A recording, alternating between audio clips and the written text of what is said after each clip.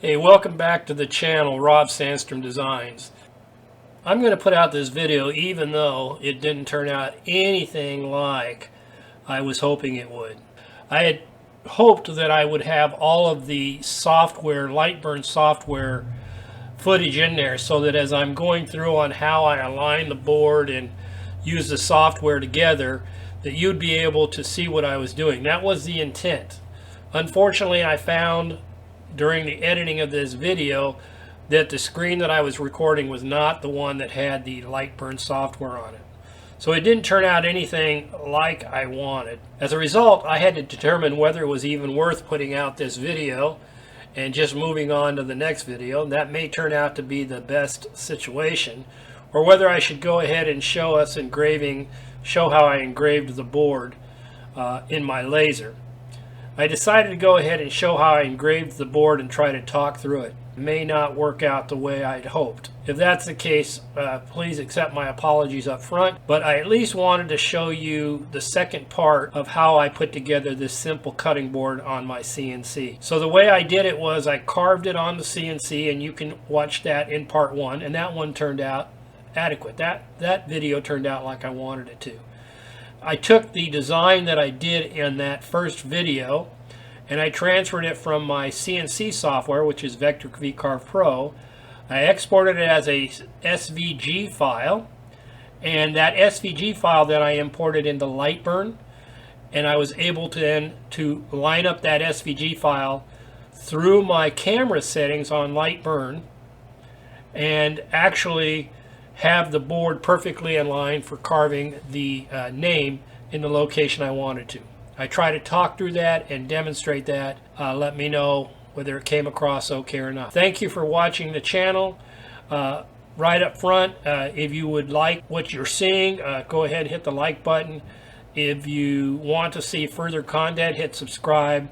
And please don't let this one video be a reflection on how you think my videos would turn out, because it's truly a little bit of a disappointment, and I had to make a choice, put it up or not, and I decided to go ahead and put it up. We'll see how that works out. Have a good day. All right, at this point I'm going to go ahead and line up my board. I don't need to worry about these magnets because I'm not cutting through, and I'm going to try to get it as flat as I can or as square as I can off the bat. So what I'm going to do is going to start lining things up. That's what you're seeing me do here.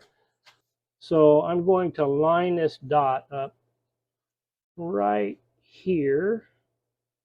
I don't know how well you can see that. I'm lining the dot up right on the edge of this corner, and then I'm going to come across horizontally to see if it's straight. And if it is, then the rest should be squared away.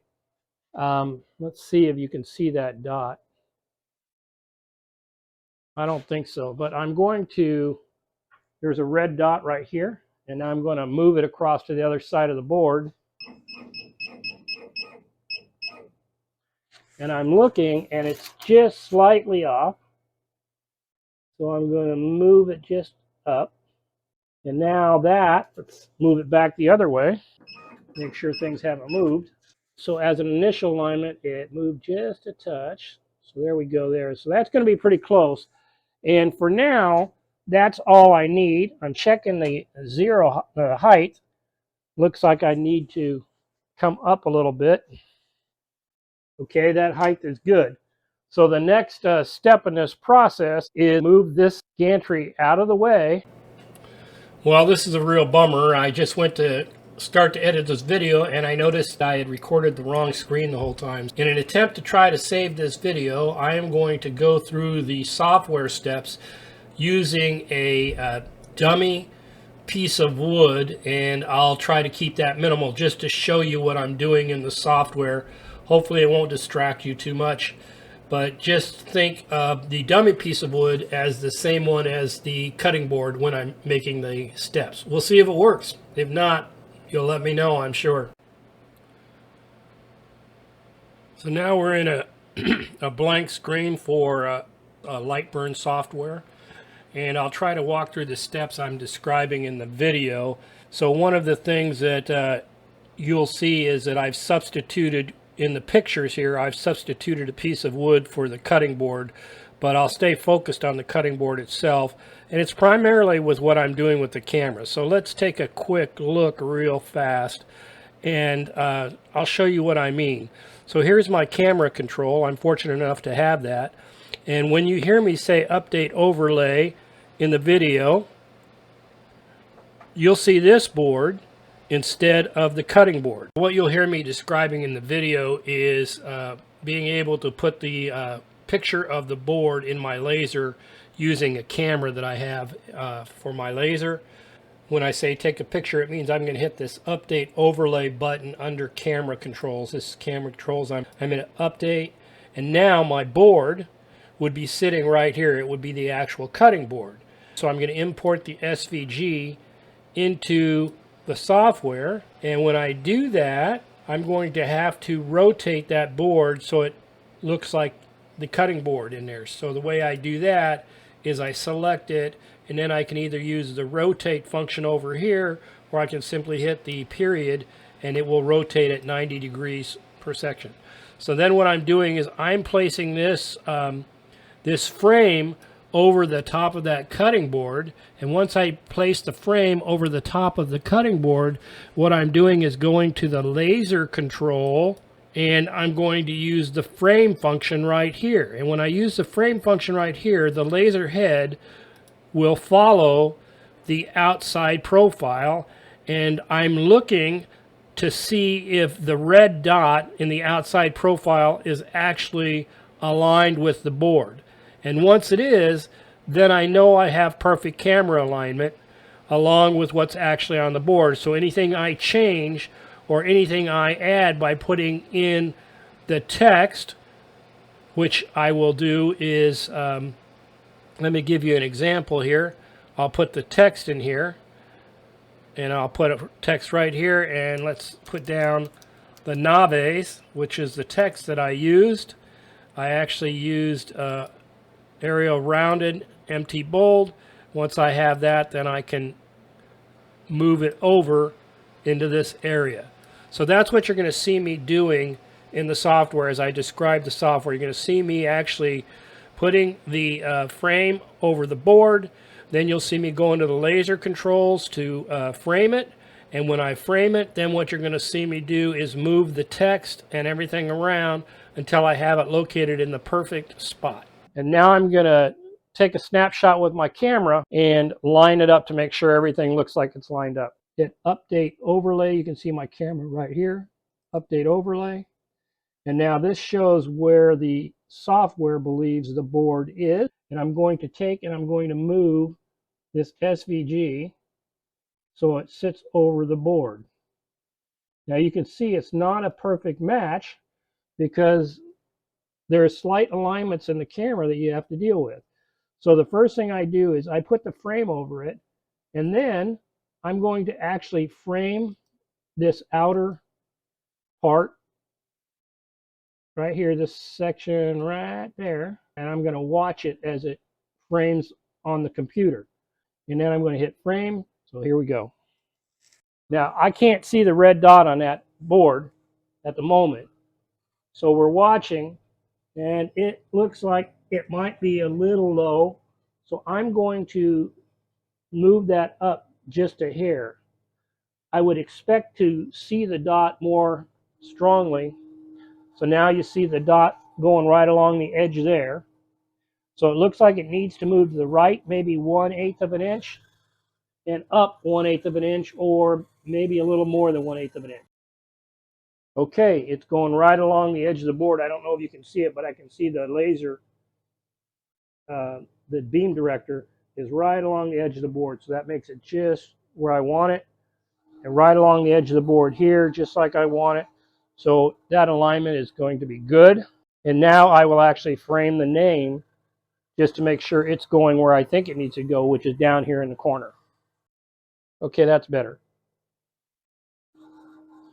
And it's just a personal preference so that when I burn it, and after I burn it and then I start sanding the juice groove and stuff to get it finally smooth, I don't run into it at all. And it's nice and distinct.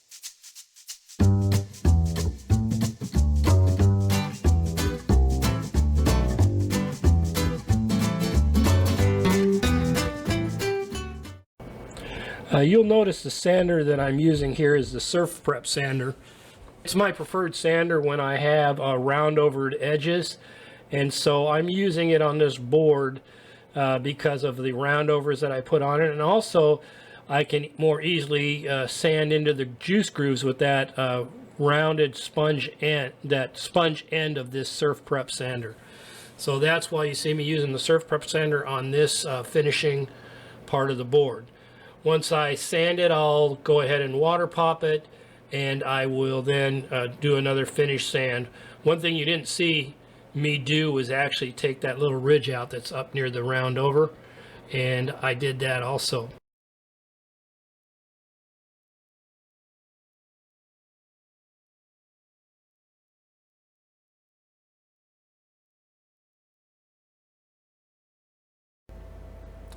Well, that's the end of the video. It didn't quite turn out the way I had originally anticipated. I really wanted to show using the Lightburn software along with the laser engraving at the same time. If that was a real turnoff, go ahead and let me know, and won't try that again in the future, but live and learn. Anyway, there's a couple tips I wanted to point out. Number one was I used the same graphics for cutting the board on the CNC and bringing that into the Lightburn software so that I had the exact dimensions of the board. That allowed me to go ahead and put in the name graphic in the right location and have confidence on where it was going to appear on the board. So I was able to import that file, that SVG, into Lightburn and use that for alignment of the text on the board. That's a good practice to do. I could have easily carved that same name on the CNC, but the goal of this was to use a combination of both the CNC and laser for those people who are wondering how well you can use them together. I'm finding that they can be used pretty well, but it takes a little getting used to on how to locate the text or the stuff you're going to engrave, and I'll do a little more on that in the future because I've learned a few tips and tricks on that. One last thing to talk about would be the location of the graphic. You'll notice I put that in the lower left part of the board. When you're designing your boards, one of the things to think about is whether the person is going to be right-handed or left-handed. And if you're going to put an engraving or an epoxy inlay in, it's good to put it on whatever the opposite side is from the dominant or cutting hand. So in this case, the person is right-handed, so I put the graphic on the left side, lower or top, and if the person was a left-handed person, I would have put it on the right side. Something to think about. I do hope you got a tip or two from this process, and I'll try to do better in the future, but I thought it would be fun to go ahead and go through the process. Also, take a review of that SurfPrep sander. I'm not affiliated with them or anything else, but I'm finding that thing handy for sanding smaller projects and things with curves.